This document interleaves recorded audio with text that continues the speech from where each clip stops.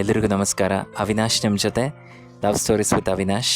ಅಪ್ಪ ಅಮ್ಮನ ಮಾತನ್ನು ಮೀರಿ ಕೆಲವು ಮಕ್ಕಳು ಮದುವೆ ಆಗ್ತಾರೆ, ಬೇಡ ಅಂದರೂ ಆಗ್ತಾರೆ. ಅಂಥವ್ರ ಬಗ್ಗೆ ಮಾತನಾಡೋಕ್ಕೆ ಇವಾಗ ನಮ್ಮ ಜೊತೆ ಯಾರಿದ್ದಾರೆ ಮಾತಾಡ್ಸೋಣ. ನಮಸ್ಕಾರ ಅಮ್ಮ. ನಮಸ್ತೆ ಸರ್. ನಿಮ್ಮ ಹೆಸರು? ಸೌಮ್ಯ ಅಂತ. ಸೌಮ್ಯ ಅವರೇ, ಹೇಗಿದ್ದೀರಾ? ಚೆನ್ನಾಗಿದ್ದೀವಿ ಸರ್. ಓಕೆ ಸೌಮ್ಯ ಅವರೇ, ಅಪ್ಪ ಅಮ್ಮನ ಮಾತನ್ನು ಮೀರಿ ಕೆಲವು ಮಕ್ಕಳು ಮದುವೆ ಆಗ್ತಾರಲ್ಲ, ಅಂಥವ್ರಿಗೆ ಏನು ಹೇಳ್ತೀರಾ? ಮದುವೆ ಆಗೋರಿಗೆ ಏನು ಹೇಳಬೇಕು ಅಂತ ನನಗೆ ಅರ್ಥ ಆಗ್ತಿಲ್ಲ. ಯಾಕಂದರೆ ಆ ಥರ ನಾನು ಮದುವೆ ಆಗಿದ್ದೀನಿ. ಎಲ್ಲರ ಮಾತು ಮೀರಿ ಮದುವೆ ಆಗಿದ್ದ ಪರಿಣಾಮ 21 ವರ್ಷ ಆಯಿತು ನಾನು ಮದುವೆ ಆಗಿ. 21 ವರ್ಷದಿಂದ ಸಂತೋಷಕ್ಕೆ ನೆಮ್ಮದಿಗೆ ಹುಡುಕ್ತಾ ಇದ್ದೀನಿ.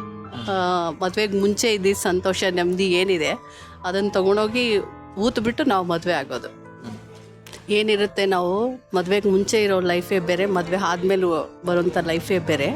ಅಂದ್ಕೊಂಡಿರ್ತೀವಿ ನಾವು ಪ್ರೀತಿಸಿ ಮದುವೆ ಆಗಿಬಿಟ್ರೆ ಏನೋ ದೊಡ್ಡ ಕಿರೀಟ ಇಟ್ಕೊಂಡಂಗೆ ಅಂತ. ನಾವು ಕಿರೀಟ ಇಟ್ಕೊಳ್ಳಲ್ಲ, ಪ್ರಪಾತಕ್ಕೆ ಬೀಳೋದು 100%.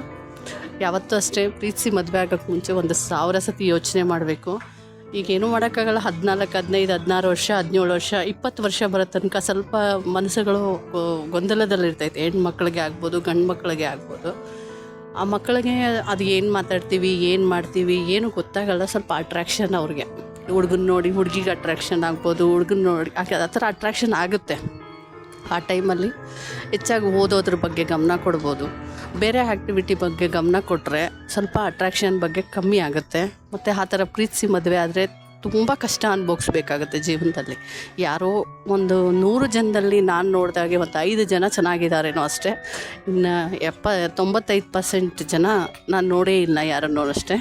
ದಯವಿಟ್ಟು ನಾನು ಹೇಳೋದು, ಇವಾಗಿನ ಯೂತ್ಸ್ಗೆ ಹೇಳೋದು, ದಯವಿಟ್ಟು ಚೆನ್ನಾಗಿ ಓದಿ ಮತ್ತು ನಿಮ್ಮ ಜೀವನ ನೀವು ರೂಪಿಸ್ಕೊಳ್ಳಿ. ಆಮೇಲೆ ನೀವು ಇಷ್ಟಪಟ್ಟವ್ರನ್ನ ಎಲ್ಲರೂ ಅವರೇ ನಿಮ್ಮನ್ನ ಹುಡ್ಕೊಂಡು ಬರ್ತಾರೆ. ನೀವು ಯಾವಾಗ ನಿಮ್ಮ ಅಚೀವ್ಮೆಂಟ್ ಮಾಡ್ತೀರೋ ಆಗ ಅವರು ನಿಮ್ಮನ್ನ ಖಂಡಿತವಾಗ್ಲೂ ಹುಡ್ಕೊಂಡು ಬಂದು, ನೀವು ಕೇಳ್ತಿದ್ದೀರಿ ಅನ್ನೋ ಮುಂಚೆನೇ ನಿಮ್ಮನ್ನ ಹೆಣ್ಣು ಕೇಳೋಕ್ಕೆ ಆಗಲಿ ಗಂಡು ಕೇಳೋಕ್ಕೆ ಆಗಲಿ ಅವರೇ ನಿಮ್ಮ ಮನೆ ಬಾಗಿಲಿಗೆ ಬರ್ತಾರೆ. ನೀವು ಒಂದು ಸ್ಥಾನದಲ್ಲಿ ಇದ್ದಾಗ.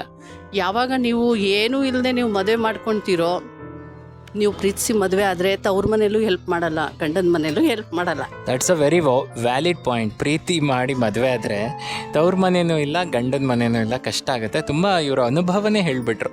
Thank you so much love stories with Avinash ಕಾರ್ಯಕ್ರಮದಲ್ಲಿ ಮಾತಾಡಿದ್ದಕ್ಕೆ. ಧನ್ಯವಾದಗಳು ಸರ್.